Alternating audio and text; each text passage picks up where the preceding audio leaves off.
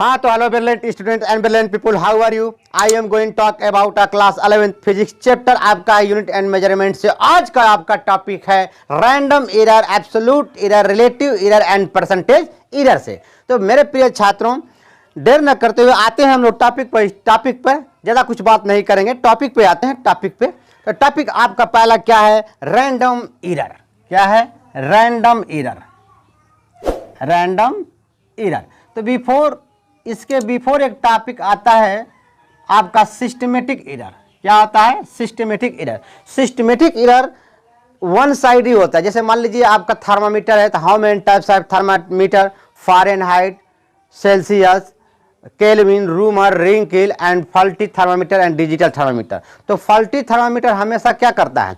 Error ही measurement करता है। जैसे आपका ह्यूमन का जैसे नॉर्मल टेम्परेचर होता है 98 फ़ारेनहाइट होता है, तो वो अगर 98 फ़ारेनहाइट यानी नॉर्मल टेम्परेचर पर अगर फॉल्टी थर्मामीटर अगर ले जाकर मेजर करेंगे तो भी वो फॉल्टी थर्मामीटर क्या करेगा? रीड करके बताएगा कि नहीं, इस पर्सन को क्या है? फीवर है। इसका हम बात करेंगे थर्मोडायनेमिक्स में मेरे प्रिय छात्रों। पहले हम बात करते हैं रैंडम एरर की।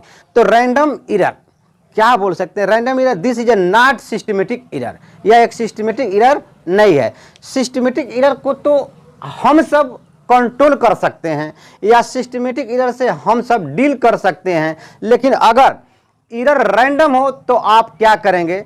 एरर रैंडम हो, क्योंकि random error this is a not systematic error, या एक सिस्टमेटिक एरर नहीं है। जैसे हम प्रैक्टिकल करने जाते हैं तो प्रैक्टिकल करते हैं तो ढेर सारे, जैसे आप 10th में ओम्स ला के प्रैक्टिकल किए होंगे तो उसमें 3, 4, 5 रीडिंग लिए होंगे, पांचों रीडिंग को लेकर ऐड किए होंगे। ऐड करने के बाद नंबर ऑफ रीडिंग से क्या किए होंगे? डिवाइड किए होंगे, तो वहाँ मीन वैल्यू आई होगी और वही मीन वैल्यू एक्चुअल वैल्यू का क्या होगी? इक्वल आई होगी। तो सपोर्ट दैट, जैसे सपोर्ट दैट मान लीजिए कोई वायर है या कोई वुडन स्केल है। मान लीजिए यहाँ पर हमने एक वुडन स्केल ले लिया, ये एक वुडन स्केल है, ठीक है मेरे प्रिय छात्रों, ये वुडन स्केल है।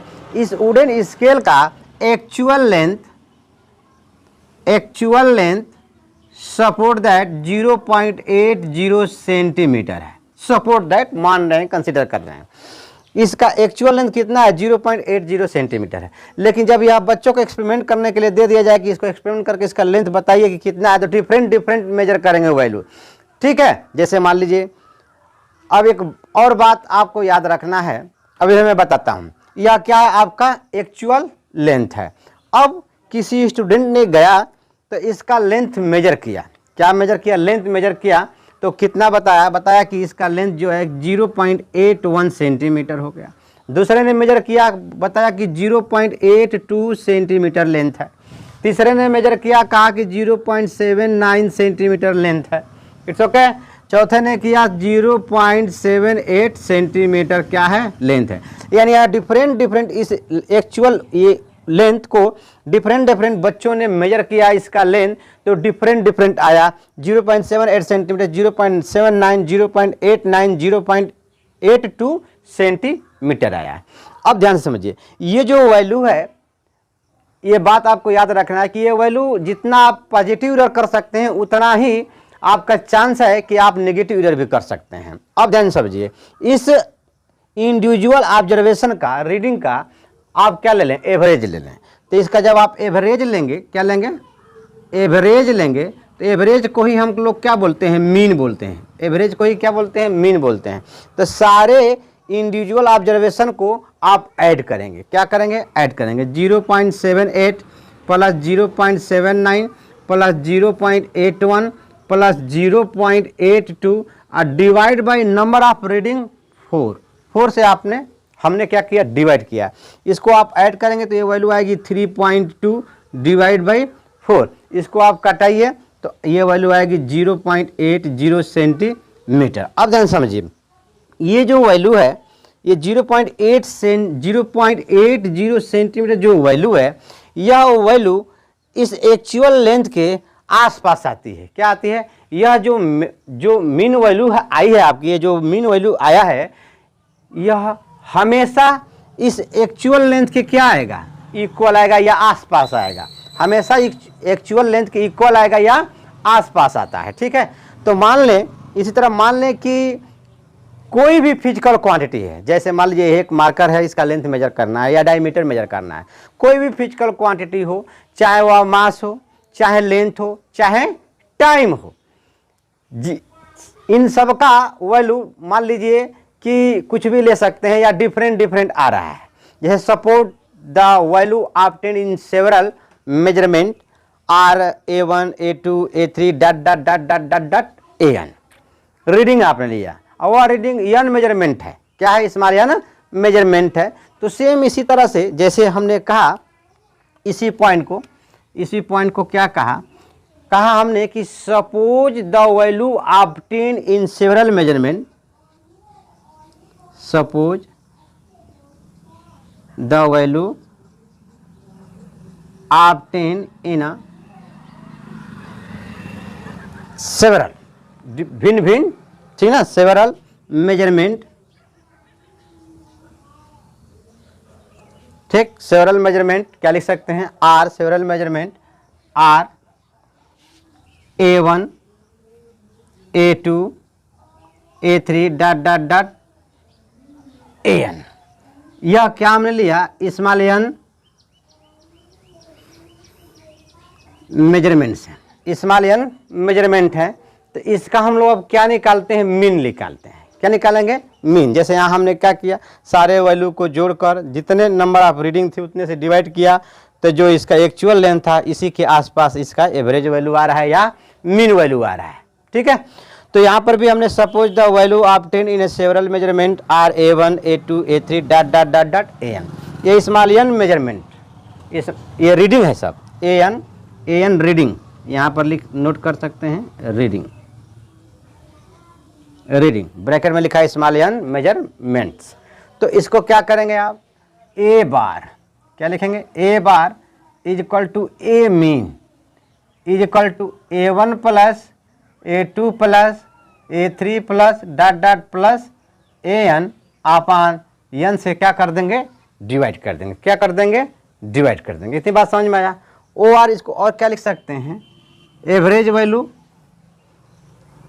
A बार से रिप्रेजेंट कर सकते हैं, OR A मीन से रिप्रेजेंट कर सकते हैं। अब इसको क्या ले लें? Summation I is equal to 1 to nth into AI upon क्या लिखा? n।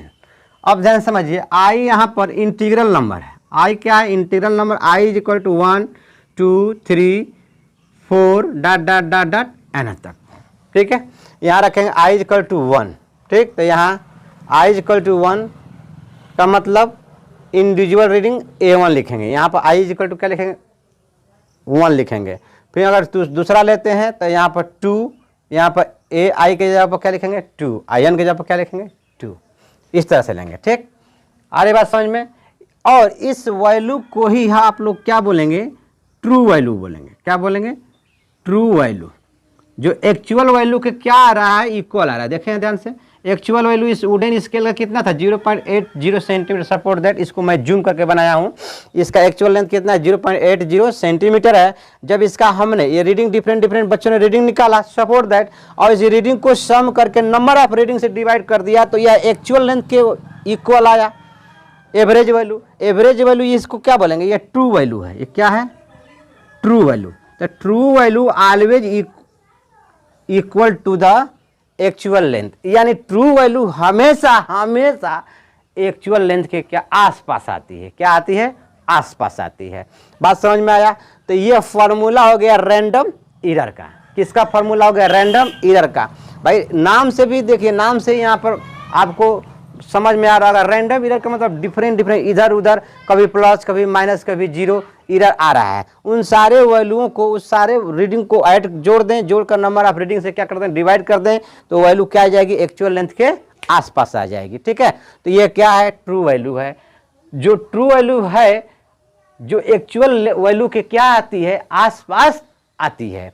अब इसके बाद टर्म आता है आपका एब्सोल्यूट एरर। किसका टर्म आता है? एब्सोल्यूट एरर का। तो आई होप रैंडम एरर आपको समझ में आ गया होगा। अब हम हेडिंग डालते हैं, या इधर फॉर्मूला लिख लेता हूँ। इसका वैल्यू क्या आया? A bar is equal to A mean is equal to A1 plus A2 plus A3 plus dot dot dot AN upon हमने क्या कर दिया? n। ठीक है, ये फार्मूला आया, इसी को हमने क्या किया, is equal to summation I is equal to 1 to nth into A I upon n. ये क्या है, ए बार। इसको ए बार से रिप्रेजेंट कर सकते हैं या क्या लिख सकते हैं, ए मीन लिख सकते हैं। ठीक है, दो फार्मूला हमने बताया, शॉर्ट फॉर्म कर दिया। अब हम लोग देखते हैं क्या चीज़, एब्सोल्यूट एरर। क्या देखते हैं मेरे प्रिय छात्रों, एब्सोल्यूट एरर। तो हेडिंग डालेंगे हम लोग एब्सोल्यूट एरर, एब्सोल्यूट एरर। अब एब्सोल्यूट एरर क्या है, तो एब्सोल्यूट एरर देखिए, ध्यान से समझिए, जो ट्रू वैल्यू आई है ना यहाँ पर आपकी, जो ट्रू वैल्यू है और जो मेजर्ड वैल्यू है, ये सब क्या है, मेजर्ड वैल्यू। ये सब क्या है, मेजर्ड वैल्यू, यह मेजर्ड वैल्यू है। ट्रू वैल्यू और मेजर्ड वैल्यू के बिटवीन जो डिफरेंस आएगा, यानी जितना डिफरेंस आएगा उसी को आप क्या बोलेंगे, एब्सोल्यूट एरर बोलेंगे। फिर से सुनिए, हमने क्या बताया, ट्रू वैल्यू, ठीक, और individual A1 A2 A3 A4 या A1 A2 A3 A4 किसी को मान लीजिए, ठीक है। तो ट्रू वैल्यू और इंडिविजुअल एक्सपेरिमेंटल वैल्यू के बिटवीन जो डिफरेंस आएगी उसी डिफरेंस को आप क्या बोलेंगे, एब्सोल्यूट एरर बोलेंगे। फिर से समझिए, जो ट्रू वैल्यू है और जो मेजर्ड वैल्यू मतलब एक्सपेरिमेंटल वैल्यू, ठीक, अलग अलग इंडिविजुअल एक्सपेरिमेंटल वैल्यू, इनके बिटवीन जो डिफरेंस आएगा उसी डिफरेंस को आप क्या बोलेंगे, एब्सोल्यूट एरर बोलेंगे। तो मान लीजिए कि ए मीन जो है, जिसका हम लोग एक्चुअल वैल्यू मान कर रखे हैं, वह क्या है, 0.80 सेंटीमीटर है, ठीक। और मान लेते हैं हम इसको A1, सपोज दैट इसको मान लेते हैं क्या, A1, ठीक। तो इसमें से इसको सब्ट्रैक्शन करेंगे, जो वैल्यू आएगी उसी को आप क्या बोलेंगे, एब्सोल्यूट एरर। तो ध्यान दीजिए, 0.81 को हमने क्या माना, बताइए, A1 माना, इसको हम मान लेते हैं A2, क्या मान लेते हैं, A2। तो देखिए इसका एग्जाम्पल कैसे सॉल्व करेंगे। डेल्टा A1 हमने क्या लिखा, delta A1 is equal to A mean, ये क्या है, ट्रू वैल्यू है, क्या है, ट्रू वैल्यू, और ये एक्सपेरिमेंटल वैल्यू है A1। A1 क्या है, एक्सपेरिमेंटल वैल्यू। तो ए मीन की वैल्यू क्या है, 0.80 है, A1 की वैल्यू क्या है, 0.81। अब दोनों सेंटीमीटर में, सेंटीमीटर से बाहर ले लिया हमने, कोई दिक्कत नहीं। लेकिन अब देखिए इसकी वैल्यू कितना आएगी, तो -0.01 सेंटीमीटर आएगी, -0.01 सेंटीमीटर आएगी। अब देखिए यहाँ पर माइनस आ रहा है, अगर इसका माड ले लेते हैं डेल्टा A1, इसका माड ले लेते हैं तो ये माइनस क्या हो जाएगा, कैंसिल हो जाएगा, ठीक। अब देखिए mod of delta A2 is equal to क्या लिखेंगे, ए मीन माइनस A2। तो ए मीन कितना है, 0.80 और A2 कितना माना, 0.79। अब दोनों को सब्ट्रैक्ट, इसमें से इसको आप सब्ट्रैक्शन करेंगे, ठीक है। तो ये कितना आ जाएगा, 0.01 सेंटीमीटर आ जाएगा। तो इस तरह से आप क्या कर सकते हैं, एब्सोल्यूट एरर क्या कर सकते हैं, निकाल सकते हैं। ध्यान दीजिए, यहाँ पर जो माइनस वैल्यू आ रहा था, यहाँ पर जो माइनस वैल्यू आ रहा था, यहाँ पर माइनस, ठीक, यहाँ पर ये माइनस, ये नेगेटिव और पॉजिटिव वैल्यू कुछ भी हो, अगर हम मार ले लेते हैं तो उससे लेना देना मतलब नहीं रहता है। इसी तरह सबका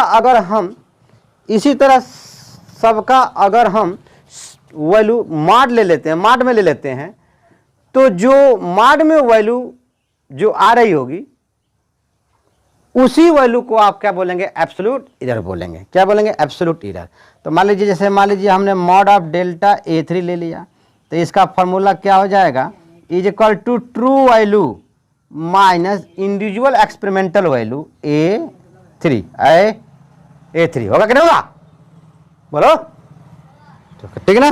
तो ये मिला आपको मॉड ऑफ A3, ठीक। अब इसके बाद इसका पूछता है कि मीन एब्सोल्यूट एरर क्या होगा।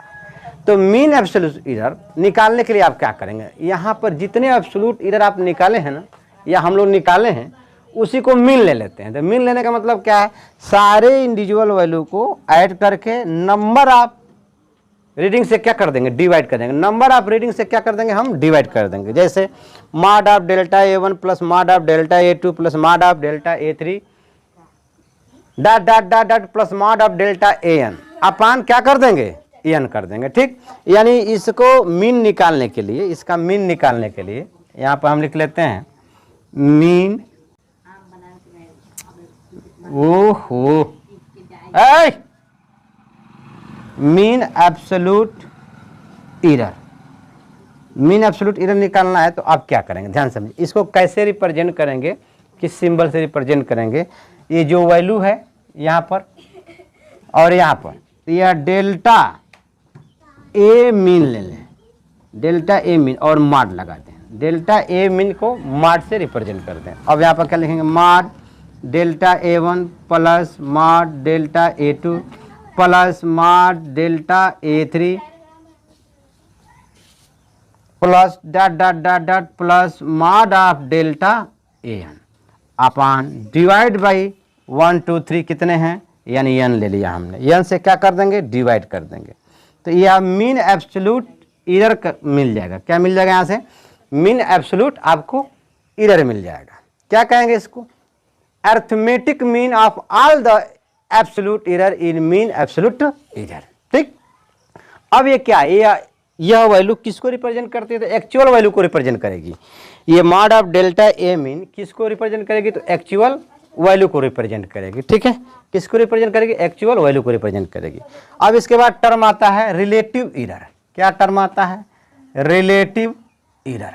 तो ध्यान दीजिए, रिलेटिव एरर को क्या कहेंगे, कैसे सुनेंगे।